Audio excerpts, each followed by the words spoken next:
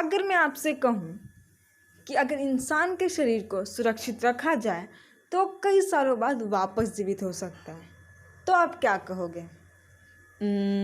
Impossible, it's against the nature और पता नहीं क्या क्या। लेकिन ऐसा हो भी सकता है और नहीं भी हो सकता है। साइंस ट्राई कर रहा है करने की, और इसकी जो प्रक्रिया है वो स्टार्ट भी हो चुकी है। वैसे तो बहुत सारे जो जीव होते हैं उनमें ऐसा देखा गया है कि उनके कुछ समय बाद वो वापस जीवित हो गए, लेकिन इंसानों के साथ अभी तक ऐसा नहीं हुआ है। तो क्या है पूरी थ्योरी, क्या है इसमें और क्या नहीं है, जानेंगे अमेजिंग फैक्ट्स के इस वीडियो में। तो वीडियो को लास्ट तक देखें और जानिए क्या है इस प्रक्रिया में। तो जैसा कि मैंने आपको बताया कि अगर इंसान के शरीर को सुरक्षित रखा जाए तो कई सालों बाद तो जीवित हो सकता है।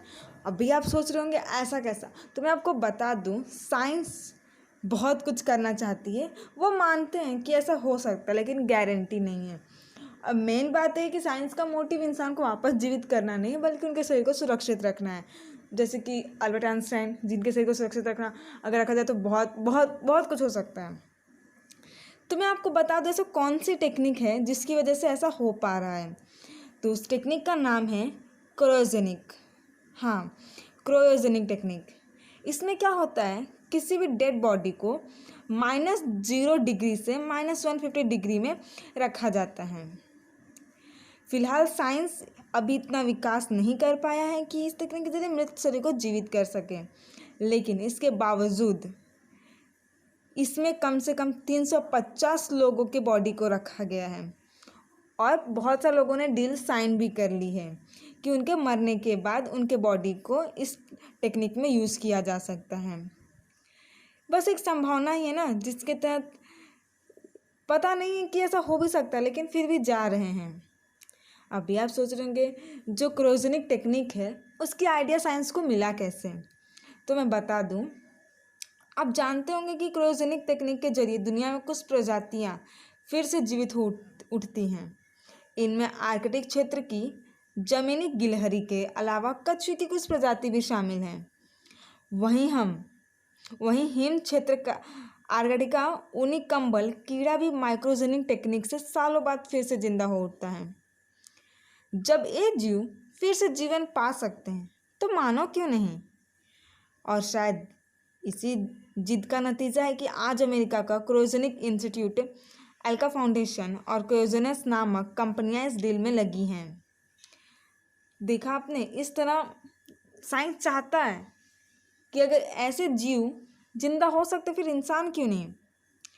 व्यक्ति के मौत होने के बाद जब उसके शरीर को अंतिम संस्कार की बजाय कंपनी में लाया जाता है, उसके बाद उसके बॉडी को बाहरी बर्फ के पैकेटों की सहायता से ठंडा करके पहले से तय संरक्षण केंद्र तक पहुंचाया जाता है।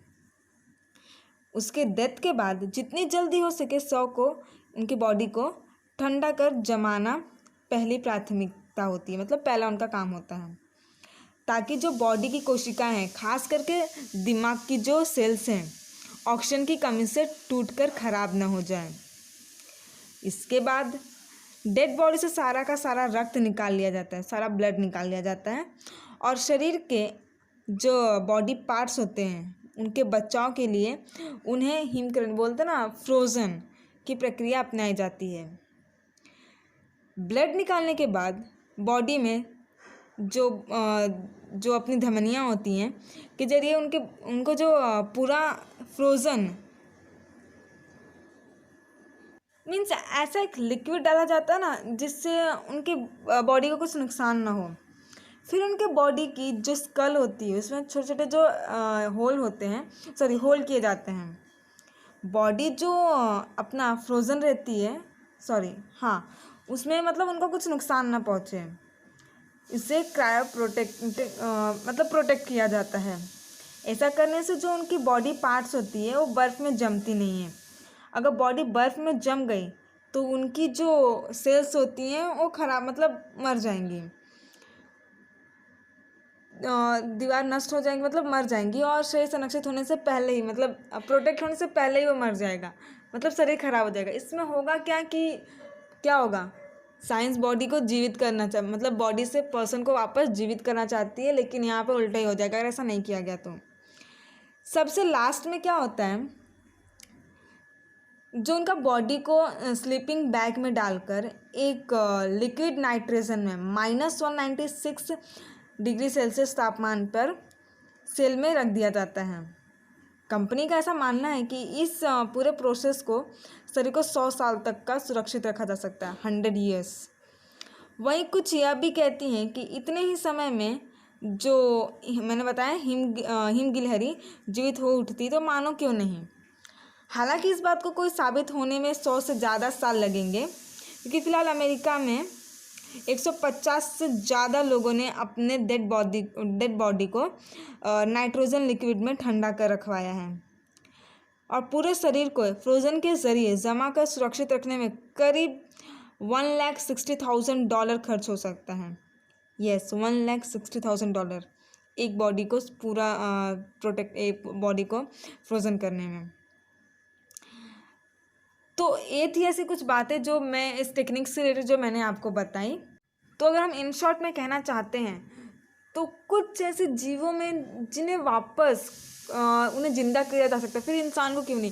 इसी मेथोडोलॉजी, इसी थ्योरी को लेके साइंटिस्ट मनुष्य पे भी एक्सपेरिमेंट कर रहे हैं और उनके बॉडी को 100 ईयर्स तक फ्रोज़न करके रख रहा है लिक्विड नाइट्रोजन में। तो देखते हैं एक्चुअली में क्या होता है, ऐसा हो पाता है यानी उसके लिए 100 ईयर्स जीना पड़ेगा।